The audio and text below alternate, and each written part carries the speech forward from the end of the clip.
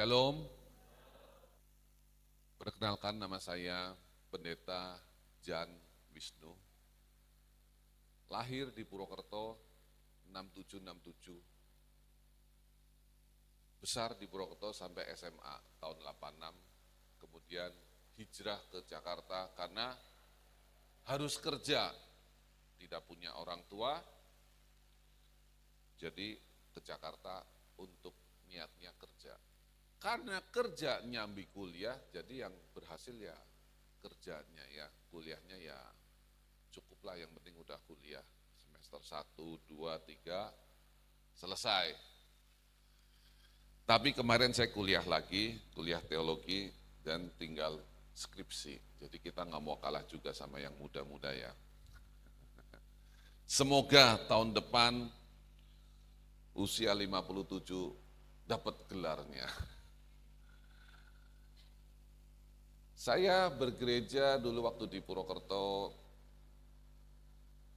di gereja Katolik, kemudian setelah ke Jakarta di denominasi Pantekosta seperti di sini. Punya istri 1, anak 4, sekarang anaknya 3, dan cucunya 4. Puji Tuhan, itu sekian perkenalannya ya. Bapak Ibu, kita lihat produk yang ada di hadapan kita ini, AC-nya juga pasti karena ingin membeli produk yang berkualitas dan yang baik. Kenapa dibeli merek ini? Pasti alasannya ada kualitasnya. Kenapa nggak beli merek yang XYZ, demikian juga AC-nya dan lain-lainnya. Saya pernah pakai produk AC 20 tahun nggak apa-apa.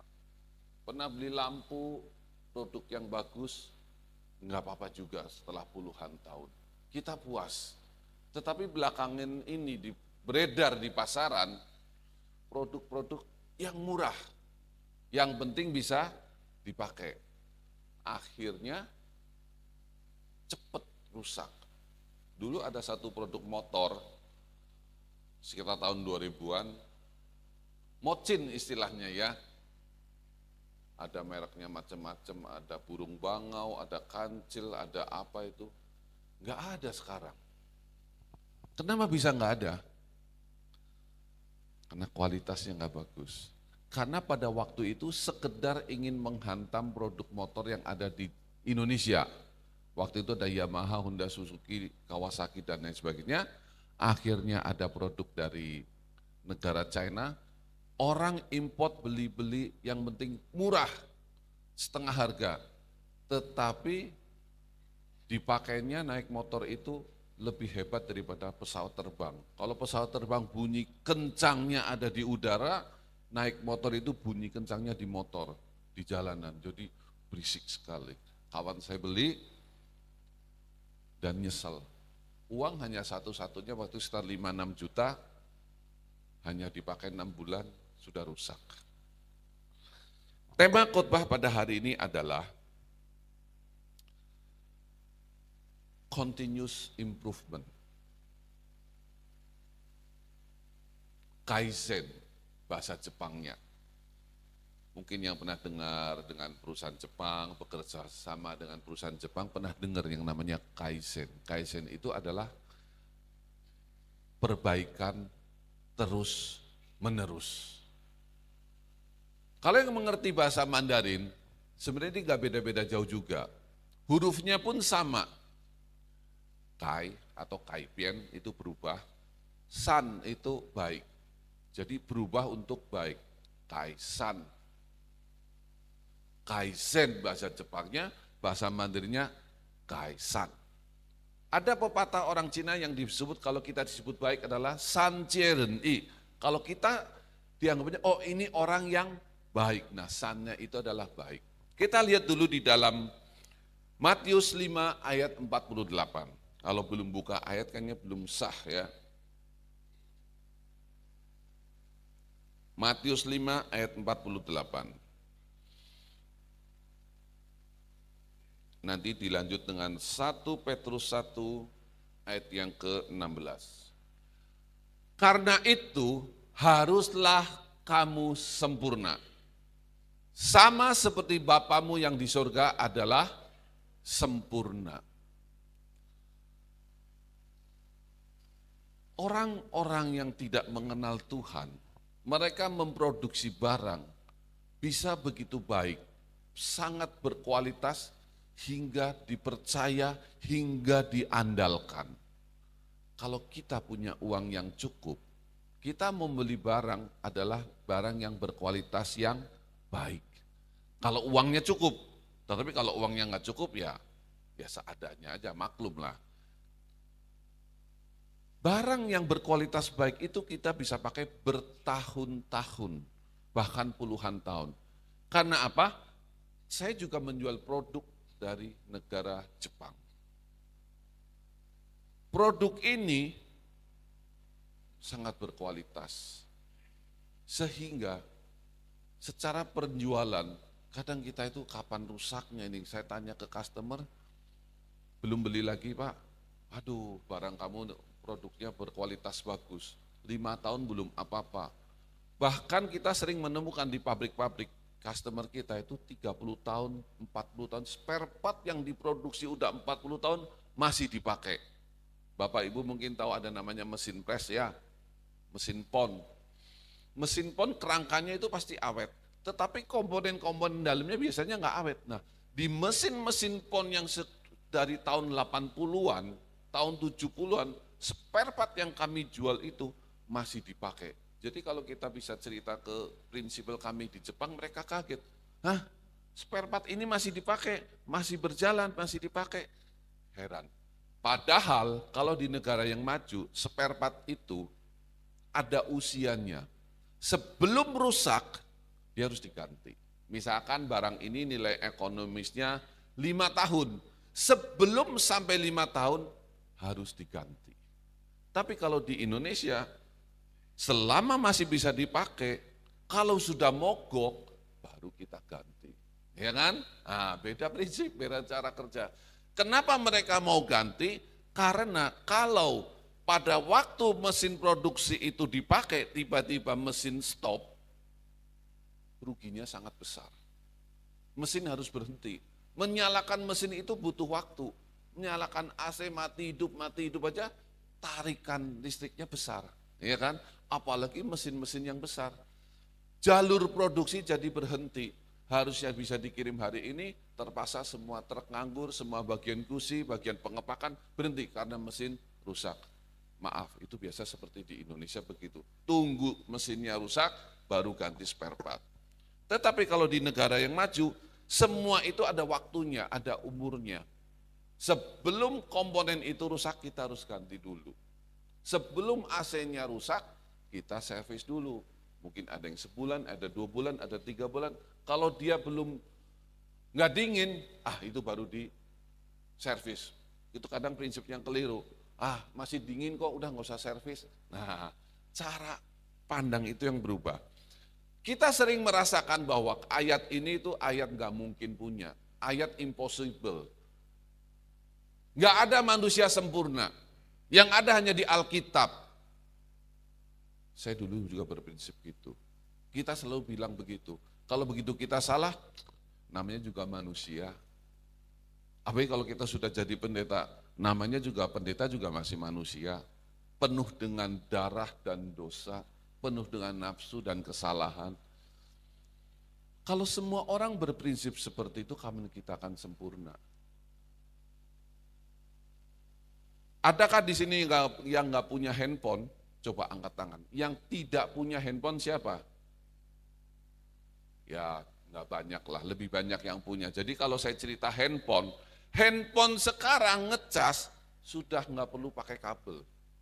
Handphone sekarang ngecasnya cepat sekali. Kenapa? Karena terobosan teknologi. Pernahkah terpikir kita bahwa naik mobil kita nggak usah isi bensin? Naik mobil mau sampai ke Jakarta, ke Surabaya nggak usah beli bensin. Karena mobilnya mobil listrik, karena mobilnya pakai baterai. Kalau kita ngomong ini 10 tahun, 20 lalu, diketawain orang, iya kan? Tapi sekarang sudah fakta, di negara yang maju, semua taksi, semua truk, semua bus, motor, semua menggunakan listrik. Nanti orang-orang bingung, kok ada pom bensin ya? Pom bensin itu untuk tempat apa ya? Kafe apa ya? Nah, karena sudah berubah zamannya. Sempurna juga begitu. Gak ada orang sempurna, betul. Tetapi saat kita mau memperbaiki diri kita terus menerus, itu namanya sempurna. Saya dulu emosi. Saya waktu SMA, saya masih ingat. Kamar di rumah saya, lemari kayu jati, saya pukul pecah karena saya marah. Waktu saya lagi pacaran, saya marah dengan pacar saya pukul tangga kayu. Enggak pecah kayunya, tangan saya yang bonyok. Sejak itu saya bertobat, saya enggak, kalau marah saya enggak mau pukul-pukul lagi. Dulu kita waktu SMP SMA, ngomong kotor, ngomong kasar itu sudah suatu kewajiban. Ya kan, binatang kaki 2, kaki 4, kalau perlu ada kaki 6, kaki 8 juga kita sebutin, ya kan. Tapi sekarang, setelah kita sadar, maaf ya, mau ngomong gila, ngomong mati, ngomong sialan, nggak bisa keluar dari mulut kita. Karena kita nganggap bahwa perkataan kita bisa jadi berkat, perkataan kita bisa jadi kutuk. Jadi mau ngomong yang mungkin cuma bercanda-bercanda, gila lu, gila apa, nggak bisa. Karena kita rasa nggak pantas. Nah itu kita namanya sempurna. Semakin baik, semakin sabar. Nah, contoh lagi, naik motor, naik mobil, berkendaraan. Kalau nggak pakai klakson gampang apa susah? Bisa bahasa Indonesia? Naik motor, naik mobil lewat pasar gitu, terminal, nggak pakai klakson gampang atau susah? Susah ya? Tapi bisa nggak? Bisa lah, saya dari Jakarta perjalanan keliling ke Jawa kemana-mana, saya nggak pakai klakson. Saya belajar, sudah 6 tahun lalu. Kecuali ada tiba-tiba ada kambing lewat, anjing lewat, ada motor keluar mau nabrak kita, ada mobil nabrak kita, baru kita klakson. Tetapi kalau cuma becaknya berhenti, angkotnya berhenti, parkirnya sembarangan, kan kita udah tahu namanya ini juga Indonesia, ya kan? Tadi saya dari Baturaden turun ke sini, di pasar Cerme, ibu-ibu berhenti, tek. Nah udah tahu kalau ibu-ibu yang naik motor kita harus sudah waspada dan sabar, ya kan? Karena dia punya gerakan yang tidak terduga. Jadi kita harus sudah tahu di depannya apa. Oh angkot, ya udah tahu juga gitu. Jadi kalau gitu kan nggak perlu klakson kan. Nah itu. Untuk menjadi sempurna itu belajar terus menerus. Nggak ada yang namanya nggak bisa. Dulu apakah Bapak Ibu pintar menggunakan pensil, ballpoint, menggunakan sendok, garpu, sumpit, nggak ada yang bisa. Kok sekarang pada pinter ya? Karena belajar, iya kan? Belajar terus. Di negara China orang pakai sumpit itu anak kecil 2 tahun, 3 tahun pinter loh. Kenapa? Ya dari bayi dia udah pegangannya sumpit, ya kan? Jadi dari saat kita mau belajar menjadi lebih baik, tentu sempurna masing-masing orang itu berbeda. Pak Pendeta sempurna berbeda dengan kita. Ya kan? Ibu yang lebih tua beda dengan kita cara sempurnanya. Orang yang sudah sekolah baik jauh berbeda. Apalagi kalau yang tidak sekolah, apa yang dipergaulan dengan mungkin dengan orang-orang yang di lapangan, di pasar, di pelabuhan, itu sangat kasar. Cara sempurnanya berbeda. Tetapi ada satu hal yang Bapak sangat senang adalah saat kita bisa berbuat dosa, saat kita punya kesempatan melakukan dosa, kita tidak melakukannya, itu adalah sungguh sangat sempurna. Amin. Bukan sempurna itu hidungnya yang mancung, kulitnya yang putih, yang ganteng, bajunya bagus, wangi. Bukan kendaraannya, bukan duitnya, enggak. Sempurna itu mulai dari pikiran kita, dari hati kita, perkataan kita, tindakan kita.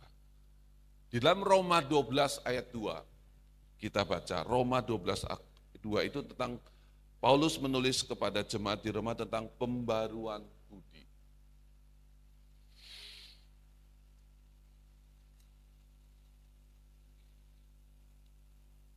Janganlah kamu menjadi serupa dengan dunia ini. Jadi kita harus berbeda. Kalau mau sempurna, beda dengan dunia. Tapi kalau kita nggak mau sempurna, nggak mau makin baik ya sama aja. Tetapi berubahlah oleh pembaruan budi. Supaya apa? Kita bisa dapat membedakan mana kehendak Allah yang baik. Pembaruan budi kita harus dirubah dulu. Diperbaiki terus, baca firman terus, dengarkan khotbah yang benar terus, baca firman lagi, belajar firman, ikut komsel, ikut PA, pendalaman Alkitab dan lain sebagainya. Terutama lagi, hafalkan firman Tuhan. Pagi hafal, malam lupa, enggak masalah, hafalin lagi. Hari ini hafal, besok lupa, hafalin lagi. Yang penting kita tahu inti-intinya. Kalau kita udah tahu kehendak Allah, kita tahu apa yang baik, yang berkenan kepada Allah, dan yang sempurna. Jadi kalau ada orang, ada manusia, ada teman kita, musuh kita, siapapun juga yang mau menghancurkan kita, dia selalu bilang, enggak ada manusia sempurna. Maaf ya, saya bukan menentang apapun bukan, tapi saya berkata kepada firman Tuhan. Mungkin ada kalanya orang suka ngomong, enggak ada manusia sempurna. Ya itu kan kata dia. Tapi sekarang saya mau belajar dari kata firman. Betul? Kita harus selalu belajar kepada firman Tuhan. Firman Tuhan itu adalah di atas segala-galanya. Firmannya boleh jatuh, kertasnya bisa sobek, bisa kebakar, bisa diinjek-injek orang, enggak masalah. Tetapi tulisan intinya adalah ada terpati dalam pikiran, dalam hati kita. Kalau firman Tuhan ini, Alkitab ini diinjak, dibakar orang, kita enggak usah marah. Apalagi kalau dicuri orang, kita harus senang. Biar dicuri terus. Siapa tahu dia butuh untuk obat tidur, untuk jadi bantal, dan lain sebagainya. Ya, kita belajar bahwa firman Tuhan itu adalah ya dan amin. Firman Tuhan itu adalah sumber kebenaran. Kalau ini benar, semua sinode, semua gereja, semua pendeta, semua penginjil akan setuju. Jadi, Bapak Ibu bisa sempurna enggak? Bisa apa tidak? Bisa. Sempurna itu artinya semakin baik, dan semakin baik terus. Dulu kalau ngomel 15 menit, baru cuma soal sabun. Ntar soal garam ngomel lagi 12 menit, ya misalnya ya. Sekarang cukup 1 kata, 2 kata, atau sekarang cukup tersenyum aja, nggak usah ngomel. Ya, nah kayak gitu saya lihat senyumnya pada indah-indah, manis-manis ini, pasti udah pada sikat gigi ini. Marah tidak harus marah-marah. Kecewa tidak harus marah-marah. Tidak suka pun tidak harus marah-marah. Karena saya belajar dari kebenaran, saya belajar dari firman Tuhan, sehingga ada satu kali satu peristiwa. Saya ingin berbagi aja, saya tidak ada mau meninggikan diri sendiri. Pada 3 tahun lalu, anak saya yang ketiga, usia 23 tahun. Kalau Bapak Ibu tahu tinggi saya seperti ini, 178, tentu anak saya yang ketiga kurang lebih sama ya, dia lebih tinggi lagi sedikit. Alisnya lebih tebal, hidungnya lebih mancung, dia bisa jadi foto model untuk di perusahaannya. Baru lulus S1 1 tahun. Tiba-tiba tanggal 1 Mei jatuh. Hari Kamis malam makan bersama dengan saya. Kita bangun pagi, jam 6:30 Mbak bilang, Ibu, Koko jatuh. Kita lihat dia sudah jatuh. Dahi, mulut, kening benar-benar ke lantai. Sudah tidak bergerak, banyak darah. Kita pegang, dingin, kaku, sudah meninggal. Usia 23 tahun. Anak yang sangat baik. Dikenal sangat baik di antara teman-temannya, di gereja, di pelayanan, di tempat kerja. Kalau saya tidak punya firman Tuhan, kalau saya tidak punya kebenaran, saya akan berontak, saya akan marah, saya akan kecewa. Kita melayani Tuhan sudah puluhan tahun. Kenapa anak ketiga kita yang demikian baik Tuhan ambil? Tetapi karena kita mengerti firman Tuhan ini, kita berserah, kita tahu Tuhan pasti berikan yang terbaik untuk hidup kita, terutama untuk anak kami itu. Dan setelah dia meninggal beberapa tahun hingga saat ini, banyak orang yang baru tahu, banyak orang yang kaget, dan mereka merasa, loh kok anakmu meninggal, kok kamu nggak apa-apa aja sampai sekarang ya?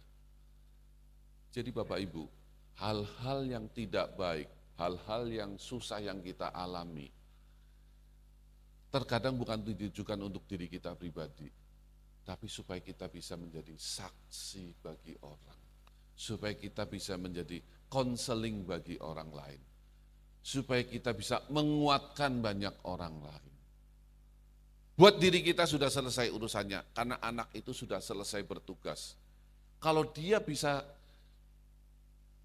hidup, bisa dia jatuh di antara motor dan mobil, jaraknya paling cuma nggak sampai 2 meter, persis di tengah. Kalau dia jatuhnya kena motor, masih hidup, tapi mungkin lukanya parah, mungkin bisa juga cacat.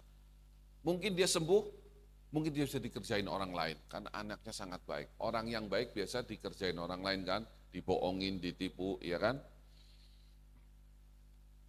Jadi dia kemungkinan waktu malamnya itu masuk angin, muntah, ada muntahannya, jatuh.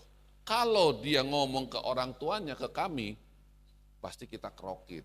Ya kan, jurusnya orang Jawa pasti kerokin kan, terus kasih jamu yang ada jahenya ya, dipijetin dan lain sebagainya. Tapi kami percaya itu adalah rencana Tuhan. Saya sangat meyakini bahwa firman Tuhan yang kita miliki itu adalah sesuatu yang menguatkan kita dan memerdekakan kita. Ini 17 Agustus ya Pak ya, saya baru pertama kali ke gereja ada nyanyi lagu 17-an. Mantap, apabila ada lagu Inyong ya. Kalau kita punya firman Tuhan, itu akan memerdekakan kita. Segala hambatan kita, segala dosa kita, itu akan kita bisa lawan. Di dalam Kisah Rasul 3 ayat yang 19. Kisah 3:19, sadarlah dan bertobat. Maka dosa kita akan diampuni, dihapuskan, dilupakan. Masalah terbesar bagi diri kita itu bukan karena kita tidak punya uang, bukan karena kita miskin, karena kita tidak punya kerjaan, karena rumah kita masih ngontrak, tapi masalah terbesar kita adalah saat kita terpisah daripada Tuhan karena kita hidup di dalam dosa. Saat kita hidup di dalam dosa, maka kita jauh daripada Tuhan. Maka jurusan kita itu bukan jurusan ke surga, kita jurusannya ke neraka. Tetapi kita bersyukur dengan adanya Kisah 3:19, maka Tuhan berikan kita kesempatan untuk menghapus dosa kita. Di dalam 1 Yohanes 1:9 juga begitu. Mengaku dosa, maka dosa kita akan diampuni. Dan segala hal yang jahat akan dijauhkan daripada kita. Kalau cuma masalah, maaf ya, tidak punya pacar, tidak punya jodoh, tidak punya anak, sakit, sesungguhnya itu bukan masalah berat. Masalah terbesar adalah kita terikat dengan dosa. Masalah terberat adalah kita jauh daripada Tuhan kita, jauh daripada Bapa kita. Tetapi dengan adanya ayat ini, masalah itu bisa kita atasi. Mendekatlah kepada Tuhan, percayalah kepada Tuhan, maka dosa kita akan diampuni. Kalau orang berdosa, bersalah, selalu utamanya adalah menyesal. Itu bagus tahap pertama. Tetapi menyesal aja nggak cukup. Penjahat, maling, kalau ketangkap apa yang dikatakan? Saya menyesal. Kenapa waktu saya melakukan ini ketahuan?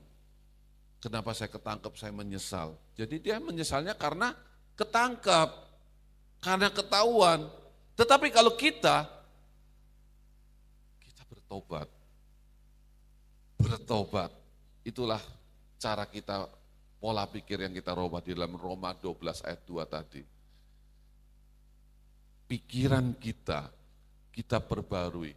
Cara berpikir kita perbarui dengan cara berpikirnya Tuhan. Bukan cara pikirnya pendeta, bukan cara pikirnya dosen, bukan kata teolog, kata buku-buku, tapi apa kata firman Tuhan untuk hidup kita, itulah kita bertobat. Orang sering kalau diputus cinta, ditipu, sakit, nggak bisa ngampuni. Kalau sakit hati itu di mana Bapak Ibu Saudara? Sakit hati di mana? Dada kiri apa dada kanan? Ya? Di mana Dek kalau sakit hati Dek? Dada kiri yang ada jantungnya apa dada kanan? Hah? Sakit hati itu sebenarnya di pikiran. Iya kan? Kalau kita ditampar, kita dihina, kalau kita nggak masukin ke hati kita nggak masukin ke pikiran kita abaikan, apa kita sakit hati? Ya kan? Anak saya meninggal, apakah saya sakit hati? Karena saya sadar, karena saya tahu, karena saya mengerti, itu adalah milik Tuhan. Ya kan? Itu adalah titipan. Jangan cuma bisa ngomong, semuanya milik Tuhan, semua titipan. Tek saat kejadian sekali, bisa. Nah kita setting pikiran kita, oh ya itu milik Tuhan. Ada orang pinjam uang, ada kita berbisnis, ditipu, dibohongin. Saya alami itu semua. Tetapi saya tahu, nggak apa-apa, nggak sakit hati. Tapi kalau kita kecewa, apa yang dibilang katanya sakit hatinya di hati, nggak ada. Hati itu di pikiran kita. Kalau pikiran kita senang, gembira, ya nggak ada yang namanya sakit hati. Amin nggak? Benar nggak?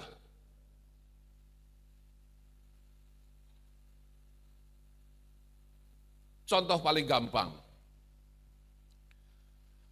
kalau hujan keluar, kehujanan nanti masuk angin, nanti pilek minta batuk, ya kan? Karena sudah diprogram di pikiran kita. Dari kecil saya sampai sekarang usia 56, saya kena hujan nggak sakit. Mau hujan sebesar apapun, dari kering ke basah, ngobrol dari basah jadi kering lagi, kemudian basah lagi, nggak apa-apa. Jadi semua mindsetnya itu di kita. Kemudian kita dibohongin orang, pinjam duit ini dan ya udahlah relakan aja. Yang penting kita udah kasih, kita lakukan terbaik. Nggak sakit hati, nggak kecewa juga. Tetapi semakin ke depan kita semakin hati-hati. Selalu hati-hati terus, semakin waspada terus. Jadi Bapak Ibu Saudara, kenapa negara yang tidak percaya kepada Tuhan, mereka punya program yang sangat baik yang tadi namanya Kaizen.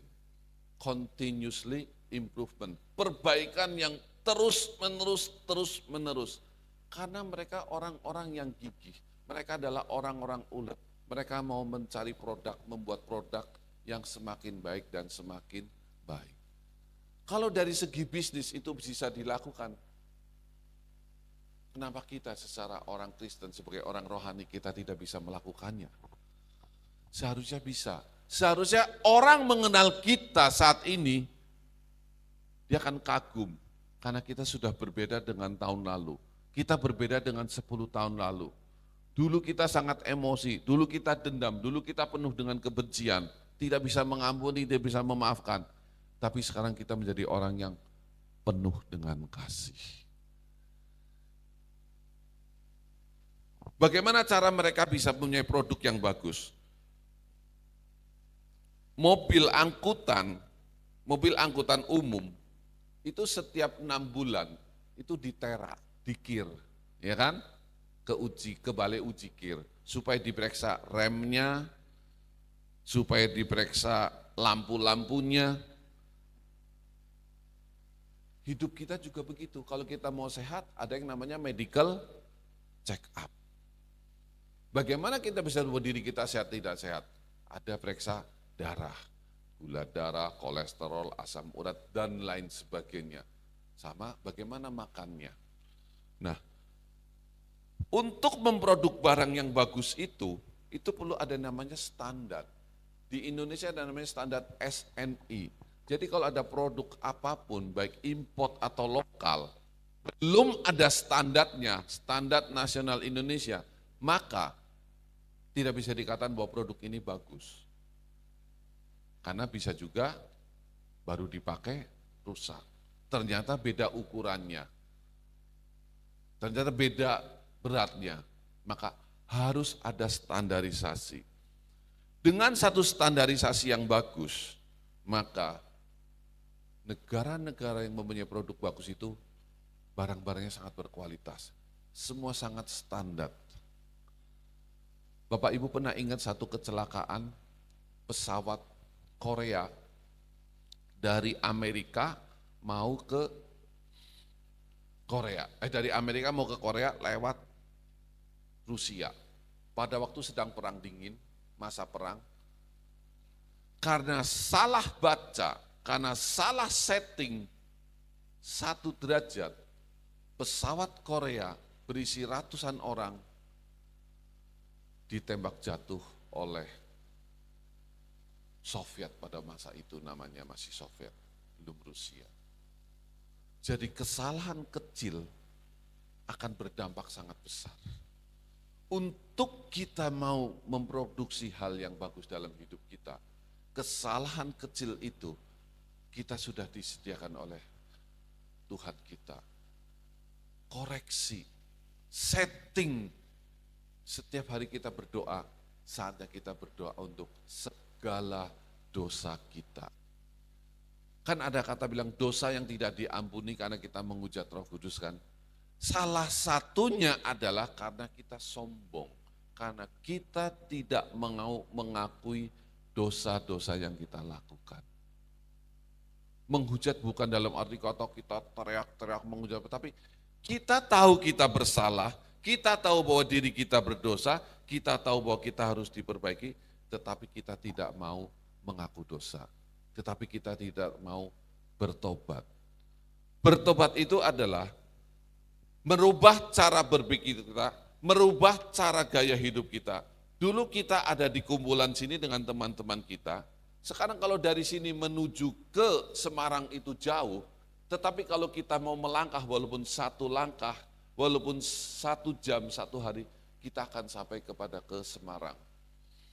Tetapi kalau kita tidak pernah mau melangkah, kita terus tetap hidup dalam gaya hidup kita yang lama, maka kita tidak akan pernah sampai ke Semarang walaupun dengan cara jalan kaki. Filsuf dari China, Lao Tzu, pernah mengatakan, untuk mencapai ribuan mil, untuk naik ke gunung tinggi, hanya diperlukan 1 langkah keberanian, hanya diperlukan 1 langkah ketekunan. Bertobat adalah kita tekun. Bertobat adalah kita meninggalkan cara hidup kita yang lama, meninggalkan teman kita, meninggalkan kebiasaan kita, walaupun susah, walaupun berat, tapi kita menuju, melangkah. Hari ini baru sampai di Sokaraja, tetapi mungkin nanti bisa sampai di Kalimana, mungkin nanti sampai di Purbalingga, terus, akhirnya bisa sampai ke Pekalongan, bisa ke Semarang, mungkin 3 tahun karena jalan kaki, karena jalan sehari, sakitnya seminggu. Tetapi kita menuju Semarang. Tetapi kita menuju kepada kesempurnaan. Bukan kita cuma ngomongin orang, mana ada orang yang sempurna. Gak bisa. Ngata-ngatain terus, mencela orang terus, membuli orang terus, tapi dirinya gak berubah. Tetapi kalau kita mau berubah, kita bisa lakukan. Kita mau supaya menjadi yang terbaik. Perbaikan yang terus-menerus itu adalah berbicara tentang pelayanan kita. Di dalam Matius 10 ayat 45, kita lihat itu dalam 10:43 sampai 45. Tidaklah demikian di antara kamu, barang siapa ingin menjadi besar di antara kamu, hendaklah ia menjadi pelayanmu. 44, barang siapa ingin menjadi yang terkemuka di antara kamu, hendaklah ia menjadi hamba untuk selamanya. Jadi kalau kita mau jadi yang terbesar, terbaik, kita harus jadi pelayan dulu. Kita harus menjadi hamba dulu. Tuhan Yesus sendiri katakan bahwa karena anak manusia juga datang bukan untuk dilayani, melainkan untuk melayani dan untuk memberikan nyawanya menjadi tebusan bagi banyak, menjadi semua orang. Yesus ditebus, Yesus menjadi juru selamat bukan hanya untuk gereja GSPDI, bukan hanya untuk gereja Kristen, bukan hanya untuk gereja Katolik, bukan hanya untuk orang Kristen. Yesus menebus dosa semua orang. Tetapi banyak orang yang tidak mau, banyak orang yang mengabaikan. Allah kita Allah yang adil, pasti dia mau melakukannya untuk semua orang. Karya ciptaannya untuk semua orang. Jangan kita klaim bahwa Yesus itu milik orang Kristen, jangan. Yesus milik semua orang. Buktinya, ciptakan bumi, ciptakan langit, ciptakan matahari, ciptakan air, ciptakan gunung. Untuk orang Kristen atau bukan? Untuk semua orang kan. Jadi karya keselamatannya juga untuk semua orang. Tetapi siapa yang merespon, siapa yang menangkapi, itu masalahnya. Pelayanan yang terbaik adalah saat kita menjadi pelayan dan menjadi hamba Tuhan. Itu baru namanya excellent. Dulu ada satu program di gereja namanya excellent service. Pelayanan yang sangat baik, mencuci kaki hamba-hamba Tuhan, menjadi keset. Kita bisa lakukan, kita mau jadi hamba dengan hal-hal yang kecil dulu. Di gereja saya ada 2 jemaat yang usianya mendekati 80 tahun. Pada waktu sebelum pandemi, saya ke bapak ini, kakek ini selalu bergantian. Saat saya datang, dia sangat senang. Ibaratnya apa yang ada di rumah yang bisa dimakan, diminum, dia keluarkan semua. Padahal saya datang nggak bawa apa-apa. Karena apa? Karena dia sangat senang. Dia gembira. Saya udah usia tua segini, kok masih dikunjungi, masih mau dibesukin, bukan cuma sekali dibesukin, tapi kok mau tiap minggu besukin terus. Nah, pelayanan kita itu bukan hanya melayani orang yang kuat, orang kaya, orang hebat, justru yang terendah, justru yang tidak diabaikan. Bapak itu bilang, kalau bukan kamu yang datang ke rumah saya, nggak ada tuh orang lain yang datang ke sini. Berhubung pandemi, jadi saya stop. Karena kita tahu dilarang berkunjung. Nah, kan aturannya begitu, dilarang berkunjung, jadi ya saya stop. Tetapi melayani itu, kita berkunjung itu nggak harus melakukan sesuatu yang besar, harus pakai uang. Yang kecil-kecil aja.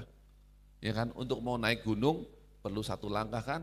Mau ke Semarang kalau mau jalan, langkahkan kaki, bukan menghitung. Waduh, ke Semarang jalan kaki mungkin sebulan, mungkin ini, mungkin ini. Nggak akan jalan. Kita bertobat adalah kita melangkah.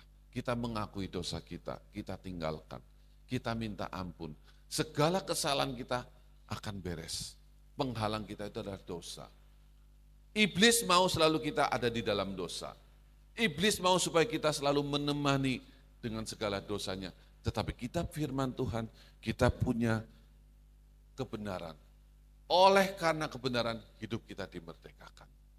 17 Agustus itu adalah temanya adalah merdeka. Hal lagi yang paling penting adalah diri kita sendiri adalah selalu dituntut dengan apa yang kita miliki. Kita harus lakukan yang terbaik karena kita sudah belajar, karena sudah dewasa, karena sudah kita bertumbuh. Kita lihat dalam Lukas 12 ayat 48 bagian B. Lukas 12 ayat 48b.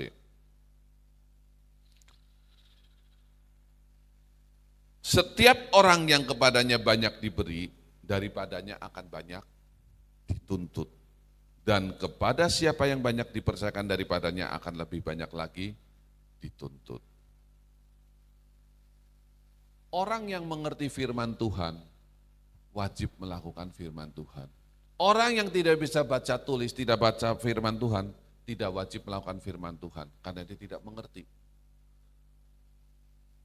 Orang yang kerja di dalam satu perusahaan, gajinya terbesar, dia jadi direktur, dia jadi manajer, dikasih target. Saat target itu gagal, pertama harus berhenti untuk bekerja. Contoh tim sepak bola, tim olahraga lain, dikasih target harus juara, harus final, harus masuk semifinal, ternyata gagal. Gajinya sangat besar, otomatis pelatih itu, otomatis manajer itu harus mundur, harus mengundurkan diri. Itu sudah ada di dalam kontrak. Orang-orang yang kerja di bank juga pasti mengerti. Pimpinannya, direkturnya, wakil direktur, asisten wakil direktur, targetnya sangat tinggi. Dikasih gaji besar, dikasih mobil bagus, dikasih rumah, dikasih buat terbang dan kemana-mana. Tetapi sekali gagal, dia turun duluan, dia berhenti duluan. Sesungguhnya ayat ini sama dengan dalam kehidupan kita. Seberapa banyak kita mengerti ayat-ayat kebenaran, seberapa banyak kita mengerti nilai kebenaran, seberapa banyak kita mengerti ketulusan hati kita, tapi kalau kita tidak melakukannya, maka akan ada tuntutannya bagi diri kita. Jangan kita beralasan, saya nggak ngerti, saya masih ini, masih itu. Kalau kita sengaja tidak berbuat baik, itu dosa. Kalau sengaja kita untuk mencobai Tuhan, hukumannya neraka. Di dalam Ibrani 10, ayat yang ke-26 kita lihat.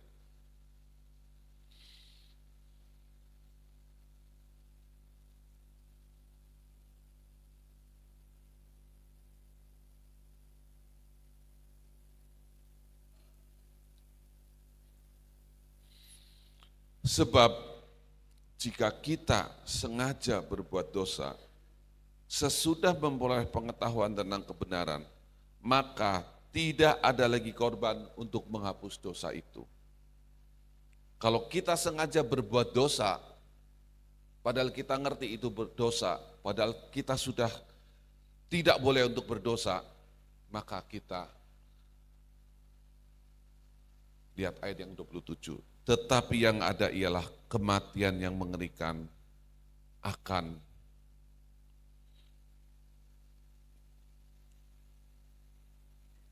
tetapi yang ada adalah kematian yang mengerikan akan penghakiman dan api yang dahsyat akan menghanguskan semua orang yang durhaka. Sangat ngeri ayat ini. Kita nggak bisa bilang kita nggak ngerti, kita nggak tahu. Setiap kita mengerti firman Tuhan, setiap kita mendengar khotbah, kita baca firman Tuhan, kita mulai belajar, kita mulai mengerti. Kita wajib untuk mempraktekkannya, wajib untuk melaksanakannya. Setiap pelayan Tuhan harus melayani dengan baik, semakin baik, dan terbaik. Bagaimana kita menjadi excellent, bagaimana kita menjadi yang terpuji, kalau kita tidak memperbaiki terus-menerus, kalau kita tidak bertekad. Jadi kalau menjadi orang Kristen setelah sekian puluh tahun, bertahun-tahun, maaf ya, nggak ada tuh namanya yang harusnya menipu, bohongin, pinjam duit nggak bayar, segala macam itu nggak ada. Harusnya kita adalah semakin baik, terbaik, teramat baik. Ada pepatah kata bilang, gajah mati meninggalkan gading, harimau mati meninggalkan belang, orang mati meninggalkan hutang. Jangan kita mati meninggalkan hutang. Bolehlah kita mati meninggalkan piutang. Nah, orang hutang sama kita nggak bayar, itu masih nggak apa-apa. Tapi jangan kita mati, kita ninggalin hutang. Ada itu sahabat saya, waktu dia mati, aduh, anak istrinya kena hutang. Akhirnya anak istrinya harus jualan telur, harus ini itu. Jangan. Cukupkan diri kita dengan apa adanya. Jangan sampai kita demi gengsi pinjem online. Akhirnya dia harus berhenti kerja. Akhirnya orang tuanya harus pinjem duit. Ini yang saya beritakan ini fakta semua. Karena saya wakil gembala, jadi permasalahan-permasalahan di gereja kita tahu. Mari kita lakukan yang terbaik, dimulai dari hal-hal yang kecil, dari hal-hal yang sepele. Contoh kecil aja, kalau saya di Jakarta, saya selalu bawa botol minum. Sebenarnya ada botol minum juga, tapi di rumah kakak saya. Jadi, saya nggak pernah minum gelas-gelas begini. Itu satu hal yang simpel aja kan. Bertahun-tahun saya nggak pernah beli air minum pakai kemasan, karena selalu bawa botol minum. Nah, untuk yang terbaik itu kita mulai dari hal-hal kecil aja. Layani orang lain dengan lebih baik. Jadikan diri kita menjadi teladan bagi orang lain. Bisakah anak, istri, orang tua, saudara kita bangga terhadap diri kita? Itu tantangannya. Bukan bangga karena kita punya uang, bukan karena bangga karena cantik dan ganteng, tapi bangga terhadap cara kita berbisnis, bangga terhadap cara hidup kita. Bisakah itu kita menjadi tantangan yang harus kita lakukan? Mari kita lakukan yang terbaik di dalam hidup kita. Kita berdoa. Tuhan Yesus, tantangan begitu berat di akhir zaman ini, banyak godaan. Kita juga selalu mau menjadi gengsi, tapi kami belajar dari firman Tuhan bahwa kita mau menjadi lebih baik dan lebih baik lagi. Kita mau meninggalkan cara hidup kami yang tidak berkenan. Ampuni segala kekurangan kami, biar firman yang telah ditaburkan menjadi berkat, menjadi kekuatan bagi seluruh jemaat. Tuhan memberkati gereja GSPDI Philadelphia, memberkati gembala, ibu gembala, setiap pengurus, setiap jemaat. Di dalam nama Tuhan Yesus kami berdoa mengucap syukur. Amin.